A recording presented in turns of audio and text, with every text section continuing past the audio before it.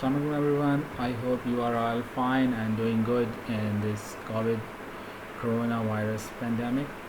So today's lecture will be about the Digestra example, and we will see through the example how the Digestra algorithm work.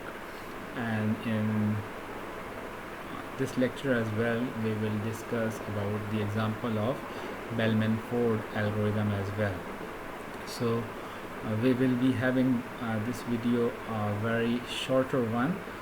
We won't be discussing the working mechanism, only we will be discussing the example, and we will understand the Digestra algorithm working through an example, and also for Bellman-Ford algorithm as well. So let's begin how a Digestra algorithm works. I have computed this table using the nodes. For example, consider this to be your network or your graph. It is undirected but a weighted graph. So how the Digestra algorithm will be working? First, we need to identify the starting or the source node. So I have assumed U to be the starting or the source node.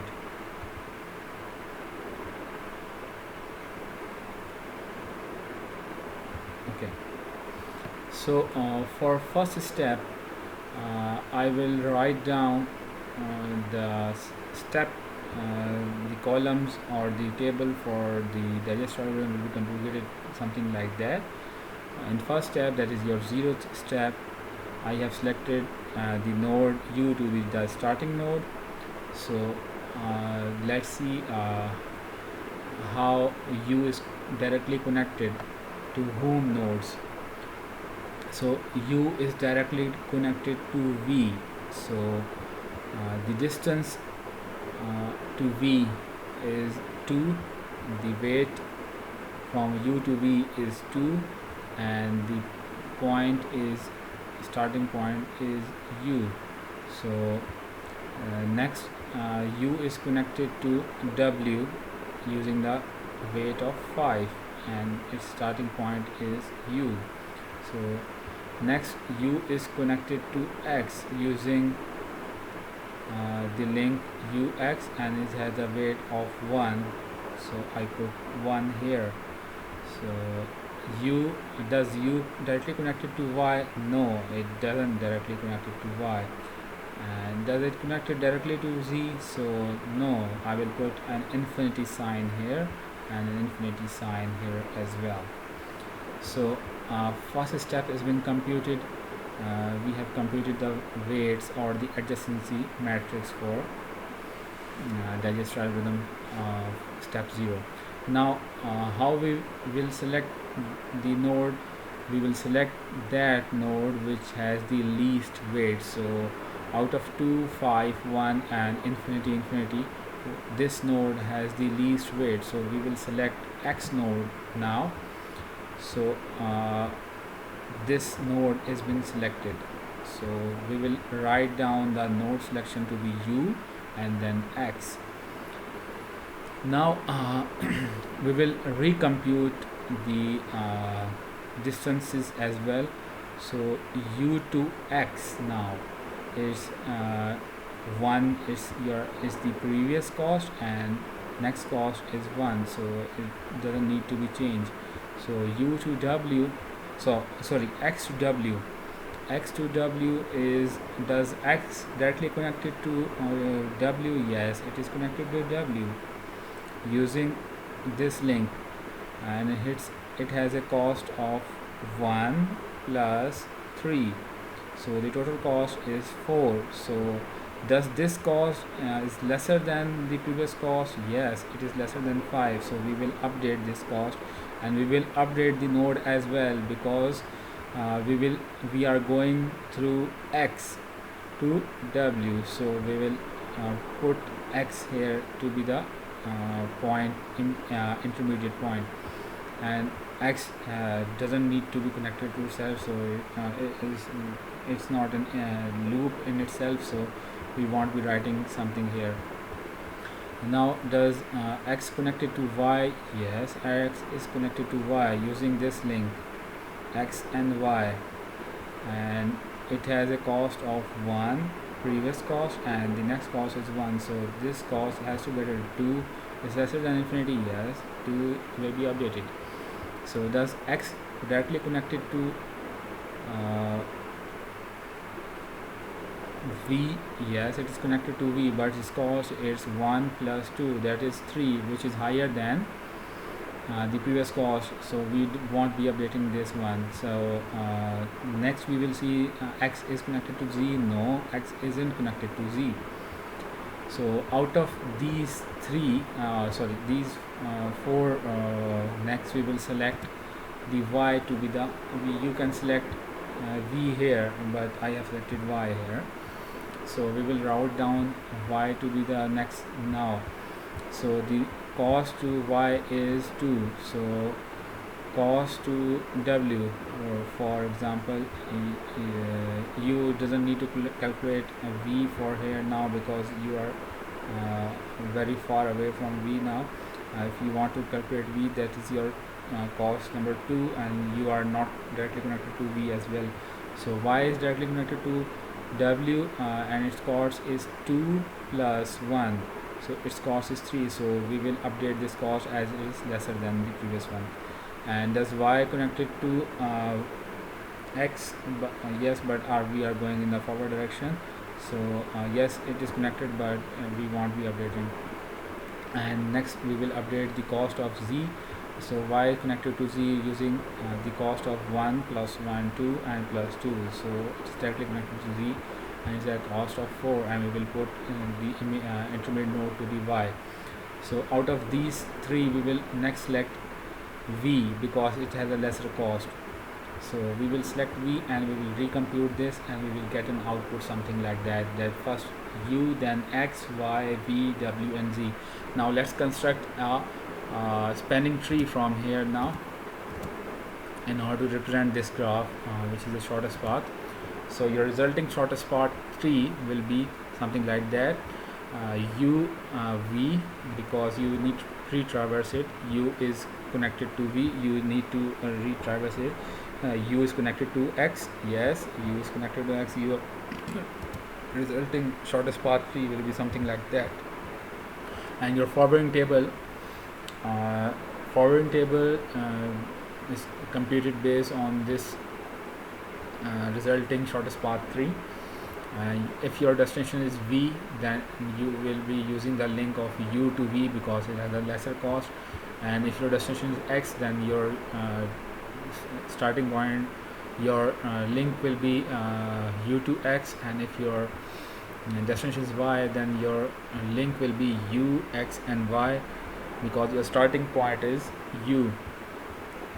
So next will be your destination. If you're in case you are using the destination to be w, then u, x, y, w, and in case of z, u, x, y and z.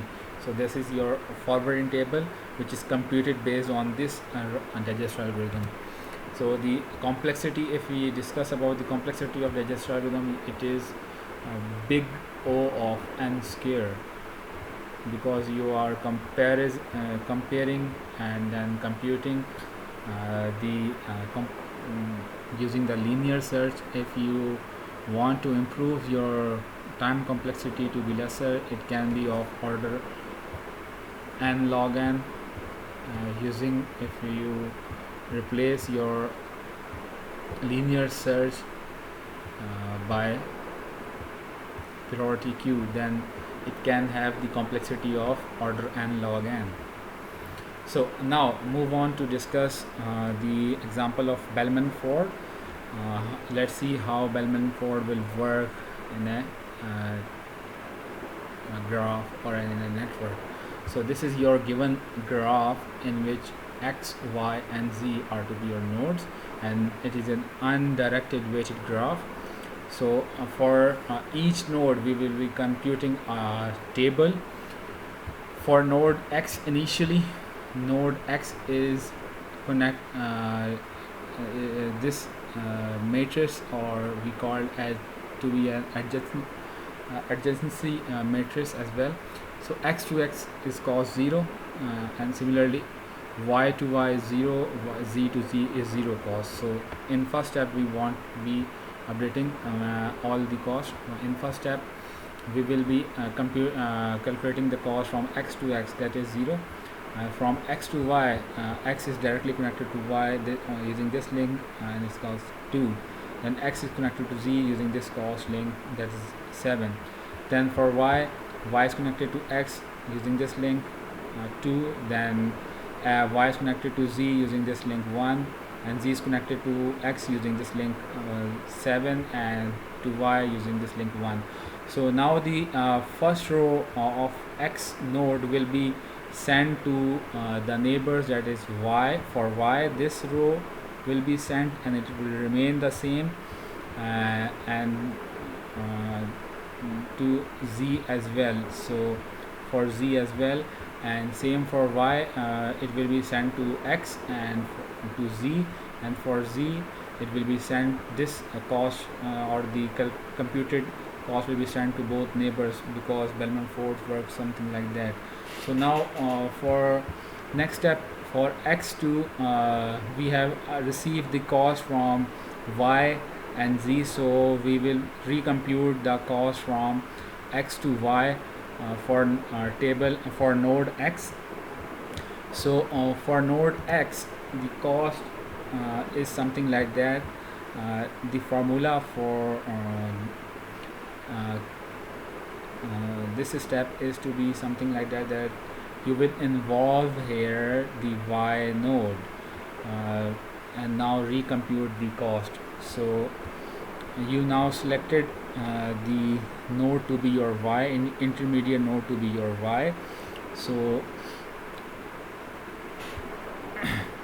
now you will recompute the table. So for this y, x to y cost is cost from x to y is 2, and y to y cost is 0. So 2 plus 0 is 2. And secondly, you can have a link of x to z and z to y. So this cost is x to z is 7 and z to y is 1. So this cost is 8 and the previous cost is 2. So the minimum of these is 2. So you will now put 2 here, and now for z you will calculate the formula to be from cost x to y and y to z. Then secondly, you will calculate x to z and z to z, that is your 0. So now for x to y, that is your cost from x to y is 2 and y to z is 1. So 2 plus 1, and in this case 7 plus 0. So 2 plus 1 is lesser than 7. So you will put 3 to be here, and next remains the second 2 rows remains the same.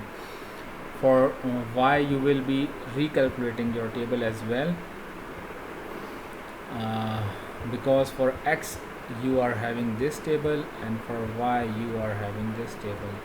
So for x we have computed this second step. This was the first step, and this row has been updated, so it will be sent to y and z.